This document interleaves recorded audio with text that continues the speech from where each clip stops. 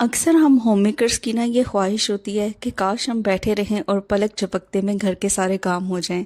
पर ये एक बहुत ही नामुमकिन सी बात है। आफ्टर ऑल आपको अपने घर के लिए खुद ही हिम्मत करनी पड़ती है और अपने घर के कामों को मैनेज करना पड़ता है। तो चलिए आज की रूटीन और आज के टिप्स एंड ट्रिक्स मैं आपके साथ शेयर करती हूँ। So welcome back to my channel Mishi daily routine. तो चलिए स्टार्ट करते हैं आज की इस वीडियो को। घर के कामों को मैनेज करने के लिए अक्सर औकात हम लिस्ट वगैरह बनाते हैं, जैसे ग्रॉसरी कौन सी लेके आनी है, या टाइम मैनेजमेंट के लिए तो इस तरीके के बॉल पॉइंट्स और डायरीज की हमें ज़रूरत पड़ती रहती है। लेकिन जब हम टाइम मैनेजमेंट की लिस्ट बनाना चाहते हैं, ग्रॉसरी की लिस्ट बनाना चाहते हैं, तो ऑन द स्पॉट हमें ये बहुत जल्दी नहीं मिलती चीज़ें, जिसकी वजह से हमारा टाइम जो है ना वो बहुत ज़्यादा वेस्ट होता है।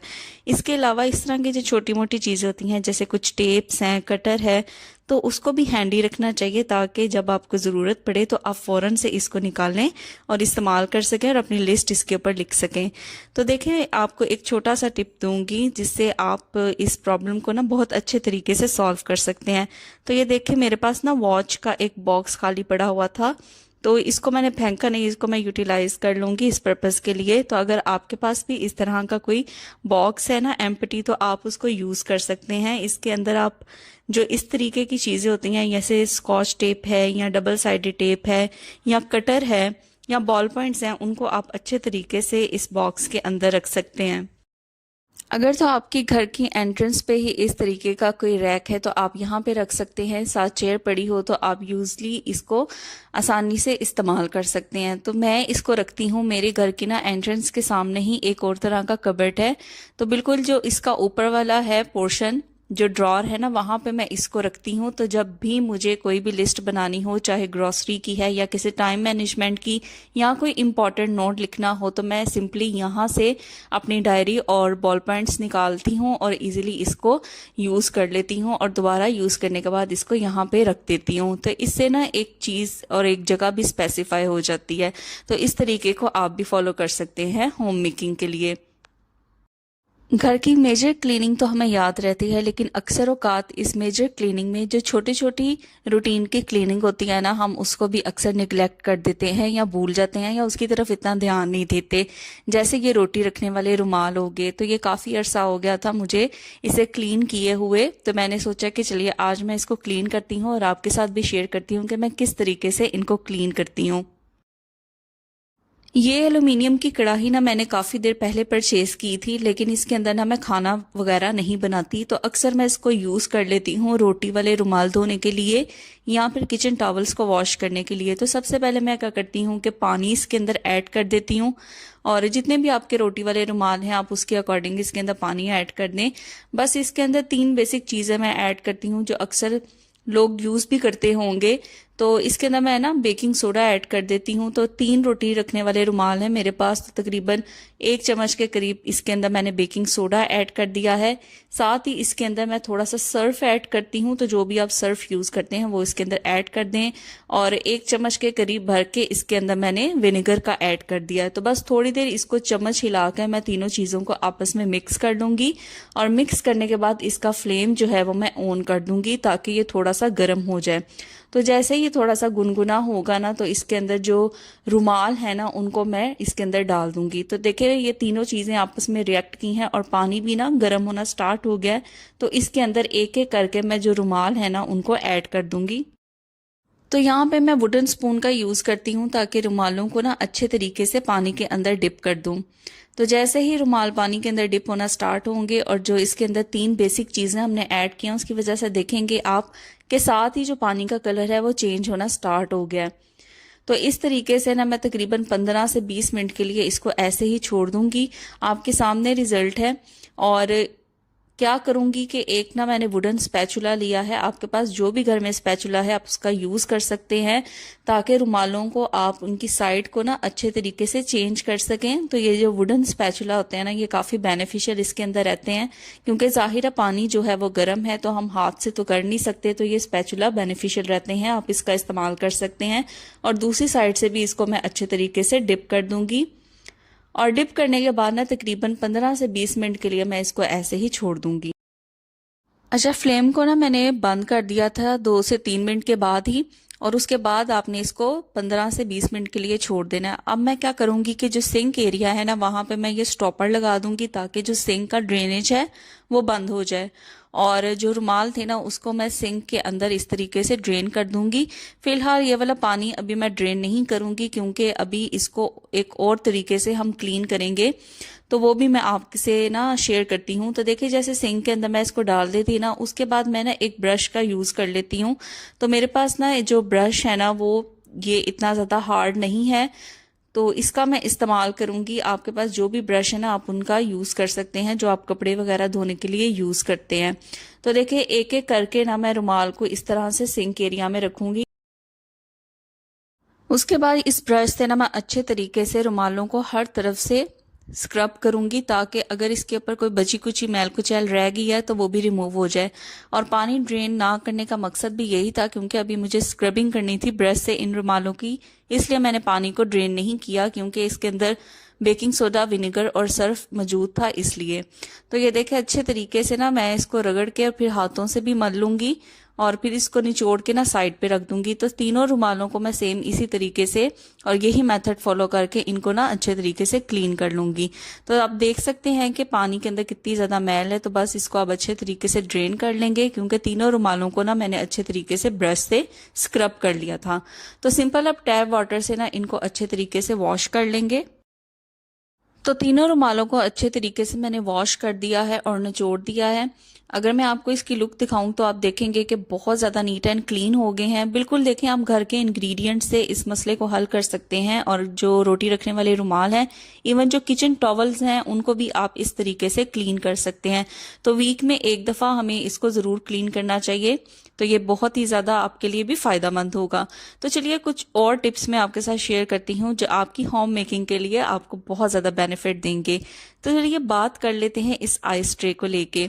देखिए, हम आइस ट्रे के अंदर जब भी पानी को फिल करते हैं ना, तो एक मसला हमें ना देखने को मिलता है। वो ये है कि जब भी हम पानी फिल करते हैं इस आइस ट्रे के अंदर, तो जो पानी है ना, वो गिर गिर के बाहर की तरफ आता है। तो इससे ना हमारा जो पानी है ना, वो भी बहुत ज्यादा वेस्ट होता है, और आइस ट्रे जो है ना, वो भी इतनी जल्दी फिल नहीं होती। तो थोड़ी सी अगर अक्लमंदी से काम लेना, तो इस मसले को हम हल कर सकते हैं। पानी भी ज़ाया नहीं होगा और बड़े अच्छे तरीके से आपकी जो आइस ट्रे है ना, वो भी फिल हो जाएगी। तो सिंपल आपने क्या करना है, आइस ट्रे को फिल करते हुए आपने बिल्कुल सीधा नहीं रखना, आपने थोड़ा सा इसको स्लांटिंग पोजीशन यानी तिरछा कर देना है।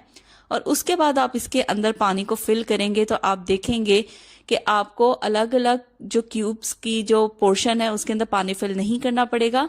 एक साइड से आप इसके अंदर पानी डालते जाएंगे ना, थोड़ा सा इसे टिल्ट करके रखेंगे, तो सारे जो क्यूब्स है ना, उसके अंदर अच्छे तरीके से पानी फिल हो जाएगा। अब बेफिक्री से इसे आप फ्रिज में रखें, इस तरह से पानी भी ज़ाया नहीं होगा और बड़े अच्छे तरीके से आपकी जो आइस ट्रे है उसके अंदर पानी भी आप फिल कर पाएंगे।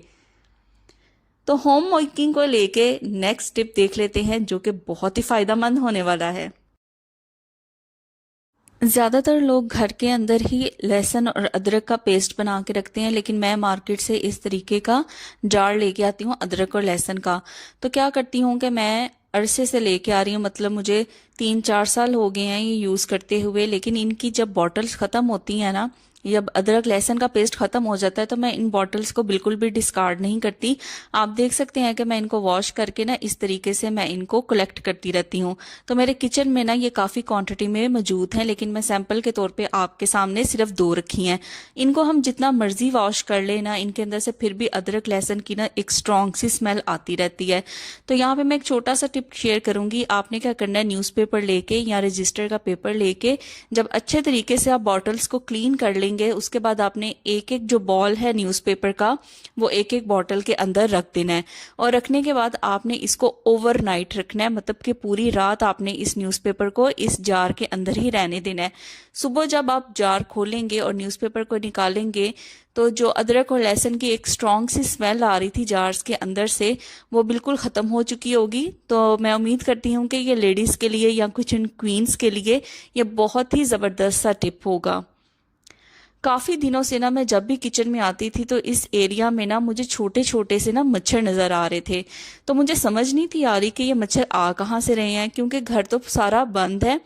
तो ये मच्छर कहाँ से आ रहे थे, बाद में मुझे अंदाजा हुआ कि यहाँ पे जो मैंने मनी प्लांट रखा हुआ है ये मैंने ना पानी के अंदर इसको ग्रो कराया हुआ है, तो इसकी वजह से जो है ना वो मच्छर पैदा हो रहे थे। या अगर किचन के अंदर हम इस तरीके के मिट्टी वाले भी ओरिजिनल प्लांट्स रखते हैं तब भी ये प्रॉब्लम देखने को मिलता है। लेकिन हम किचन की खूबसूरती को बढ़ाने के लिए इन प्लांट्स को रखना बंद भी नहीं कर सकते। तो मेरे पास ना एक छोटा सा टिप है जिसकी वजह से हम किचन के अंदर या किसी भी एरिया के अंदर जहां मच्छर बहुत ज्यादा है उनको दूर भगा सकते हैं। तो यहाँ पे ना हम यूज करेंगे बे लीव्स यानी तेज पत्ते का। तो इसकी मदद से ना ये मच्छरों का जो मसला है ना वो बहुत जल्दी हल हो जाएगा। तो चलिए देख लेते हैं कि इसको इस्तेमाल किस तरह करना है। हमें इसे किसी कॉर्नर पे नहीं रखना या किसी जगह पे नहीं रखना, लेकिन इसको एक और तरीके से यूज करेंगे। सिंपली हमने क्या करना है, तो हमें असल में ना इस तेज पत्ते को जलाना है। तो ये मैंने यहाँ पे ना वुडन टोंग ले लिया है, चिमटा आप कह लें, उसका भी यूज कर सकते हैं, या तो आप इसे डायरेक्ट चूल्हे के ऊपर भी जला सकते हैं। तो मेरे पास ये लाइटर था जिसके अंदर से फ्लेम निकलता है, तो मैं डायरेक्ट इस लाइटर से ही इसको जला दूंगी। अच्छा, अब इसका जो स्मोक है ना वो आपने हर उस एरिया में ये धुआं इसका देना है जहां पे आपको लगता है कि मच्छर बहुत ज्यादा पैदा होते हैं। तो ये देखे थोड़ा सा मैंने इसे जलाया है ना, तो ये जब जल के बुझेगा तो इसके अंदर से धुआं निकलना स्टार्ट हो जाएगा। और जो पॉसिबल एरियाज थे जहां पे मुझे लगता है कि मच्छर जो है वो बहुत ज्यादा पैदा हो रहे हैं, वहां पे मैं इसका जो धुआं है ना वो देना स्टार्ट कर दूंगी। तो मेनली किचन में बहुत ज्यादा था क्योंकि मैंने यहाँ पे ओरिजिनल प्लांट्स रखे हैं और शायद उसके अंदर पानी होता है, तो उस वजह से ना ये आ रहे थे यहाँ पे। तो जितना भी पॉसिबल किचन में कवर कर सकती थी ना वो इसके फ्लेम से यानी इसका धुआं दे के ना वो मैंने कवर करने की कोशिश की है। तो इसको मैं फॉलो करूंगी 2 से 3 दिन इस ट्रिक को, ताकि जो मच्छर है ना वो कम से कम पैदा हों। काफी दिनों से ना घर में मुझे एक और प्रॉब्लम देखने को मिल रही थी, तो उसके लिए मैं बनाने लगी हूँ एक बड़ा ही जबरदस्त सा सोल्यूशन। तो मैंने सोचा कि क्यों ना इसको आपके साथ भी शेयर किया जाए। तो सबसे पहले तो देखें, इस सोल्यूशन को बनाने के लिए ना हमें चाहिए नमक, और यहाँ पे ना मैं यूज कर लूंगी इस तरीके की फनल का, और फनल के थ्रू मैं यहाँ पे डाल दूंगी इसके अंदर नमक। तो तकरीबन 1 टीस्पून के करीब ही मैंने यहाँ पे नमक लिया है। आप जितनी क्वांटिटी में इस सोल्यूशन को बनाना चाहें आप बना सकते हैं। उसके बाद इसके अंदर मैंने डाल दिया है पानी। तो सिर्फ नमक और पानी से ये ऐसा सोल्यूशन मैंने बनाया है, और आपको भी मैं सजेस्ट करूंगी कि आप इसको जरूर बना के एक दफा टेस्ट करें। अब इन दोनों चीजों को ना अच्छे तरीके से मैं शेक कर लूंगी और ये एक बड़ा जबरदस्त सा सोल्यूशन बन गया। इसका यूज हम कहाँ करेंगे वो देखेंगे। देखिए, अक्सर औकात हमारे घर में ऐसे कॉर्नर्स होते हैं जहां पे स्पाइडर्स यानी मकड़ियां बहुत ज्यादा अपना जाला बनाना स्टार्ट कर देती हैं। तो वहां पे आपने ये नमक वाला जो पानी है ना स्प्रे करना है। तो जितने पॉसिबल कॉर्नर्स जो मुझे लगते थे कि यहाँ पे जो मकड़ियां हैं वो अक्सर औकात मुझे देखने को मिलती हैं, जितनी मर्जी क्लीनिंग कर लो लेकिन ये चीजें कहीं ना कहीं से जरूर आ जाती हैं, जैसे मच्छर हो गए, मकड़ियां हो गए, कीड़े मकोड़े। तो उन पॉसिबल कॉर्नर्स के ऊपर ना मैं इसको स्प्रे कर दूंगी। तो बड़े जबरदस्त सा ये सोल्यूशन है, बड़ा जबरदस्त ट्रिक है, इसको जरूर एक दफा फॉलो करिएगा। तो ये थी मेरी आज की वीडियो, और आज की वीडियो में मुझे लगता है कि होम मेकिंग से रिलेटेड जो भी मैंने आपको टिप्स एंड ट्रिक्स दिए हैं वो आपके बहुत ज्यादा काम आएंगे। देखिए, मैं तो इनको फॉलो करती रहती हूँ, मैं उम्मीद करती हूँ कि आप भी इनको फॉलो करें। तो मिलूंगी आपसे नेक्स्ट वीडियो में इसी तरह के कुछ अमेजिंग हैक्स लेके जो होम मेकिंग में आपको बहुत ही ज्यादा हेल्प आउट करेंगे। तो वीडियो पसंद आई हो तो लाइक जरूर करिएगा, और अपने फ्रेंड्स एंड फैमिली मेंबर्स के साथ भी जरूर शेयर किए, ताकि उनको भी ये टिप्स एंड ट्रिक्स काम आए, और क्या पता कुछ उनके लिए भी बेनिफिशियल हो। तो मिलती हूँ आपसे नेक्स्ट वीडियो में। Till then take care, bye bye.